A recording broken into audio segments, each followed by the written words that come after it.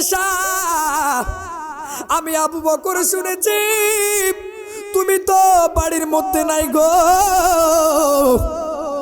এই জন্য আমি তোমার জন্য কিছু খেজুর নিয়ে আনলাম, এই খেজুরগুলো তুমি খেয়ে নাও।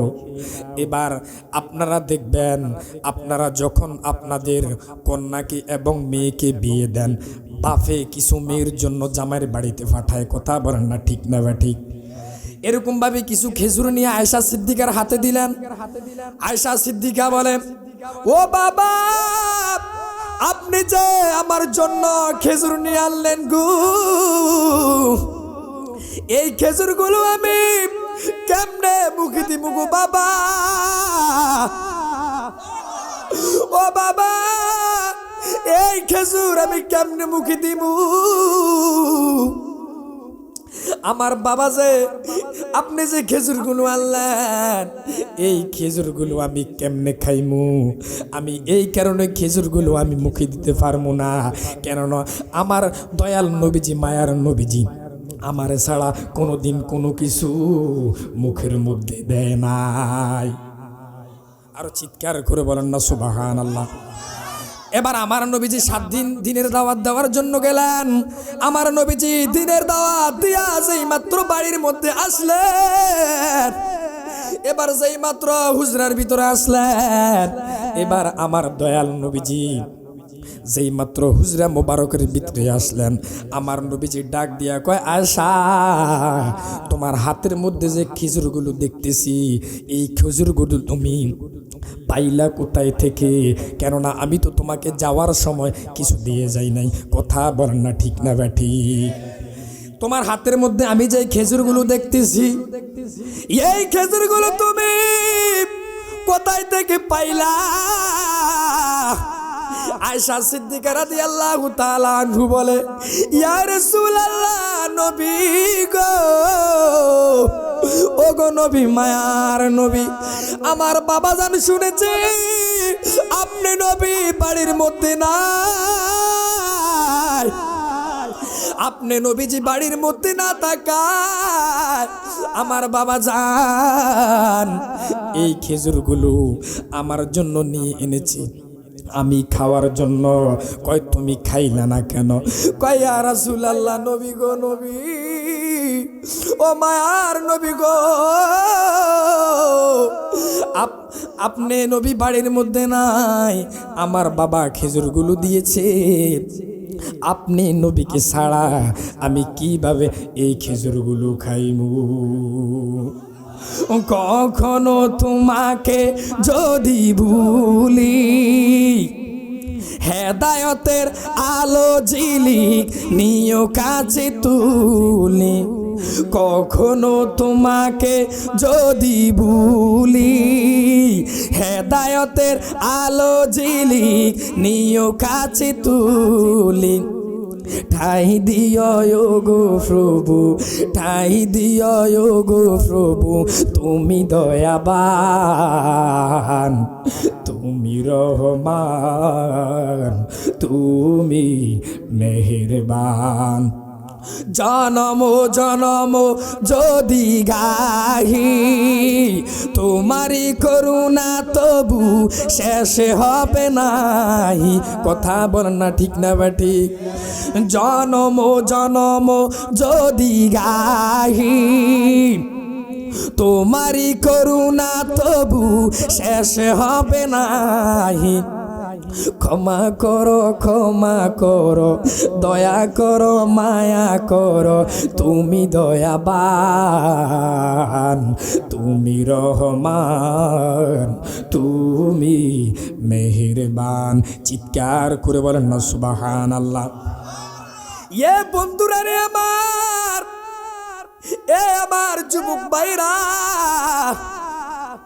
এবার আমার নবীজি যেই মাত্র হুজরার ভিতরে আসলেন, আমার নবীজি আয়েশা সিদ্দিকারে বলে, আয়েশা, তোমার বাবা জান যেহেতু তোমার জন্য খেজুর নিয়ে আনলো, আমার তো একজন মেয়ে আছে, সুবহানাল্লাহ, আমার তো একজন মেয়ে আছে যার নাম হইল খাতুনে জান্নাত মা ফাতেমা, সুবহানাল্লাহ।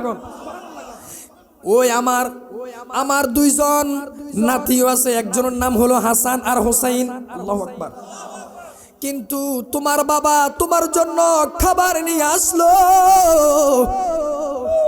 আমারও যে একজন কন্যা আছে, আমারও যে দুইটা নাতি আছে, কিন্তু তারা কি খেয়েছে? আমি নবী তো তাদেরকে কোনো খাবার দেই নাই। কথা বলেন না ঠিক না বা ঠিক? এবার আমার নবীজি যেই মাত্র হাসান হোসাইনের কাছে গেছে, যেই মাত্র আমার নবীজি হাসান হোসাইনকে, মা ফাতেমা হঠাৎ করে হাসান হোসাইনকে ডাক দেয়, ও হাসান হোসাইন তোমরা শোয়া থেকে ওঠো। হাসান হোসাইন শোয়া থেকে ওঠে না, কেননা তারা একটানা 4 দিন পর্যন্ত কোনো খাবার খায় না। আল্লাহু আকবার। আর জোরে বলেন আল্লাহু আকবার। এবার মা ফাতেমা ডাক দিয়া কয়, ও হাসান ও হুসাইন, তোমরা যে খিদা এমন ভাবে কাতরাইতাছো, তোমরা যে কাতরাইতাছো খিদার যন্ত্রণা, তোমরা তাকি দেখো না তোমার নানাজান প্রিয় নবী মুস্তাফা সাল্লাল্লাহু আলাইহি ওয়াসাল্লাম এসে হাজির হইয়া গেছে। এবার যে মাত্র নানার কথা শুনলো, হাসান হুসাইন রাদিয়াল্লাহু তাআলা আনহু, যেই মাত্র মা ফাতেমা বলল তোমরা শোয়া থেকে উঠো, হাসান হুসাইন উঠে না।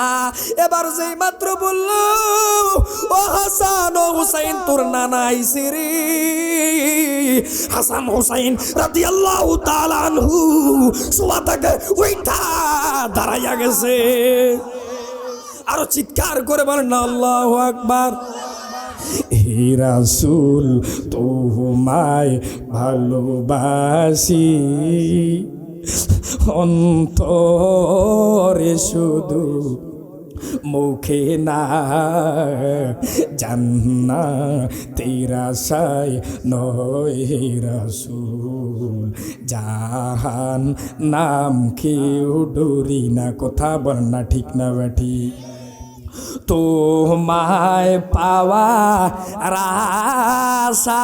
আশায় মন ছুটে যায় মদিনায়, তোমায় পাওয়া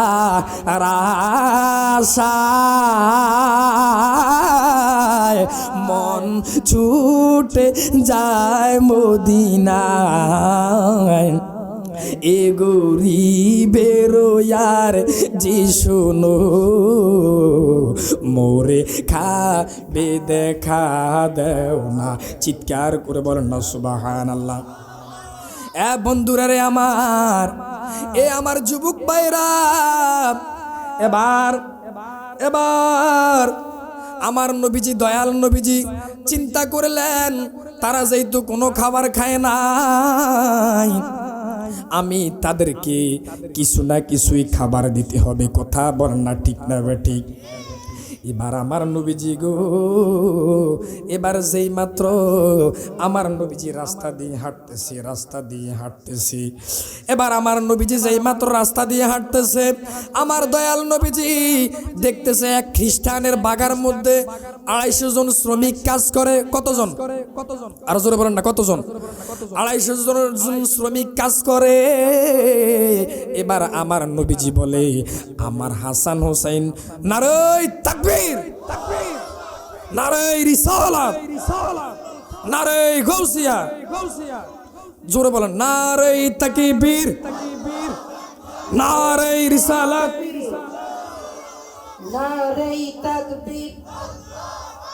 প্রধান বক্তার আগমন, মাহফিল কমিটির পক্ষ থেকে মাওলানা সাইফুল ইসলাম আলী সাহেবের আগমন। নারে তাকবীর।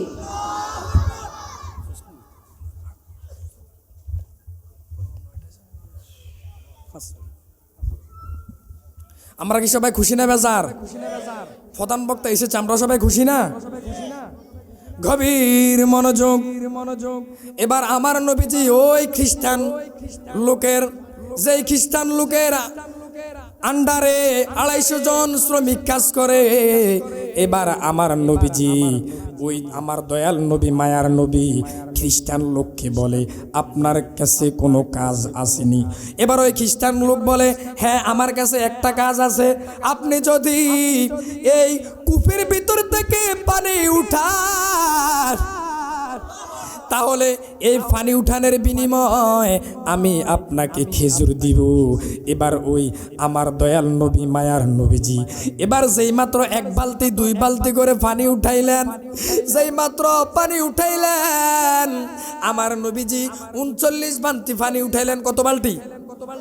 যেই মাত্র 39 বালতি পানি উঠাইলেন আমার দয়াল নবী মায়ার নবীজি 40 বালতি পানিটা যেই মাত্র তুলবেন গো, সাথে সাথে ওই বালতির দড়িটা রশিটা ছুঁইটা ওই বালতিটা কূপের ভিতরে পড়ে গেছে। চিৎকার করে বলেন না আল্লাহু আকবার।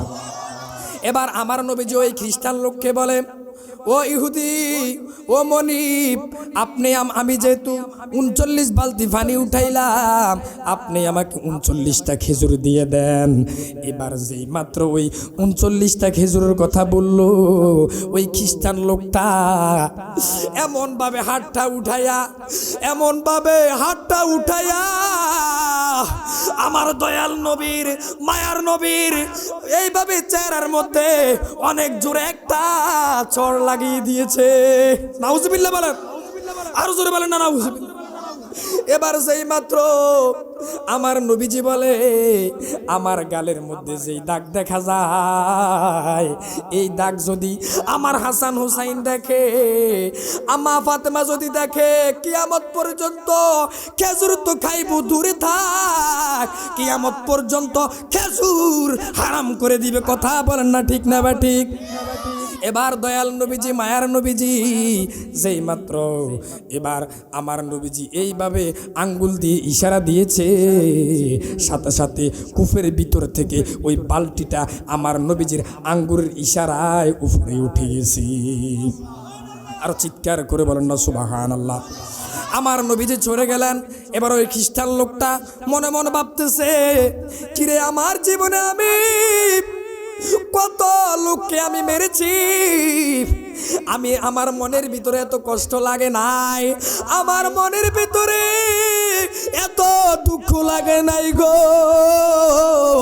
এই আমি কারে মারলাম বইলা তার হাতের মধ্যে একটা চাকু নিয়া তার ডান হাতটা একবারে শরীর থেকে যেই মাত্র আলাদা করে ফেলেছে। এবার ওই ইহুদি লোকটা গো, তিনি মনে মনে ভাবতেছে, আমি কারে মারলাম। এবার লগের সঙ্গীদেরকে বলে, তোমরা আমাকে তাড়াতাড়ি নবীর দরবারে লয়ে যাও। এবার ওই ইহুদি লোকটা কাটা হাতটা লইয়া আমার নবীজির হুজরার ভিতরে যায় হাজির হইয়া গেছে। ডাক দিয়া কয়, ইয়া রাসূলুল্লাহ, ইয়া হাবিবাল্লাহ, নবী গো, ও মায়ার নবী, দয়ার নবী, ও মায়ার নবী, দয়ার নবী, আমি তো আপনার দরবারে চলে আসলাম। এবার আমার নবীজি বলে, তুমি কোন কারণে এসেছো? এবার যেই মাত্র এই কথা বলল, ওই ইহুদি লোকটা ডাক দিয়া কয়, ইয়া রাসূলুল্লাহ, ইয়া হাবিবাল্লাহ, নবী গো, ও মায়ার নবী, দয়ার নবী, আমি আপনার দরবারে চলে এসেছি। আমি যে আপনার চেহারা মুবারকের মধ্যে এইভাবে আঘাত করেছি গো, এই কারণে আমার মনের জ্বালায় আমার মনের মধ্যে কোনো শান্তি নাই, আমার মনের মধ্যে একটাই দুঃখ, আমি কারে মারলাম কইয়া আপনার দরবারে চলে এসেছি গো ইয়া রাসূলুল্লাহ। আমি শুধুমাত্র আপনার দরবারে শুধুমাত্র এই কারণে আসি নাই, শুধুমাত্র বলার জন্য আসি নাই গো, ইয়া রাসূলুল্লাহ, নবী গো, ওগো নবী, মায়ার নবী, আমি আপনার দরবারে চলে এসেছি, আপনি আমাকে মাফ করে দেন, আপনি আমাকে ক্ষমা করে দেন। এবার ওই ইহুদি লোকটা বলে, ইয়া রাসূলুল্লাহ, নবী গো, ও মায়ার নবী, দয়ার নবী, আপনি আমাকে কালিমা পড়াইয়া মুসলমান বানিয়ে দিলেন। সকলে বলুন লা ইলাহা ইল্লাল্লাহু মুহাম্মাদুর রাসূলুল্লাহ।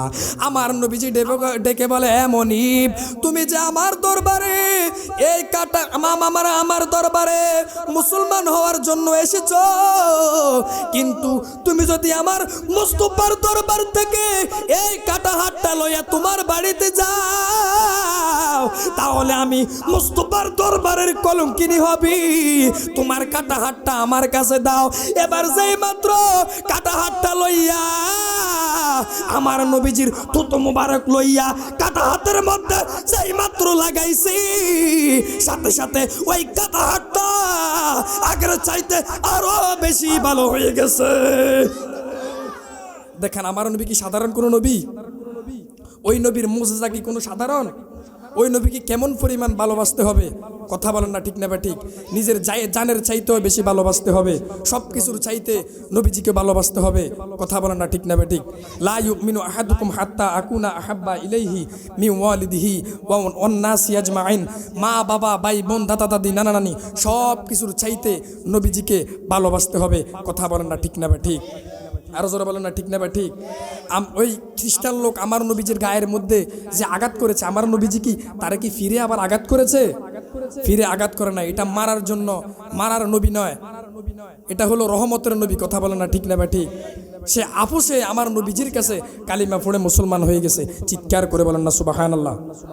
যাই হোক, আমার আলোচনা